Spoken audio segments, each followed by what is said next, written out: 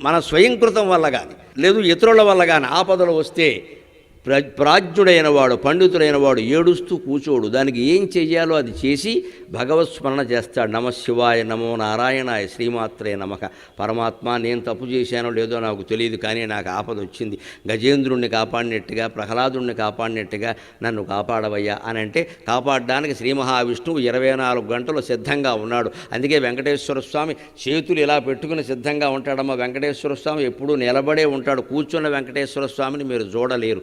ఆయన నిలబడి ఎందుకు ఉంటాడు అంటే ఎప్పుడు ఏ భక్తుడు పిలుస్తాడో, ఏ కుచేలుడు పిలుస్తాడో, ఏ ద్రౌపది పిలుస్తుందో మళ్ళీ పడుకుంటే నిద్ర పట్టేస్తుందేమో అని మన కోట వెంకటేశ్వర స్వామి నిలబడి ఉన్నాడు. మహానుభావుడు పరిగెట్టాలి, వెంటనే పరిగెట్టాలి కదా అని శంఖచక్రాలు ఇలా పట్టుకుని మళ్ళీ చక్రం సమయానికి రమ్మంటే వస్తుందో రాదో, లేట్ అవుతుందేమో, కనెక్షన్ కలవదేమో, ఎందుకు వచ్చిన గొడవ అని నిద్రాహారాలు మానేసి మనకు వెంకటేశ్వర స్వామి నిలబడి ఉన్నాడు. ఆ స్వామిని ఆశ్రయిస్తాం, మన కష్టాలు పోతాయి. పెద్ద విషయం అయింది.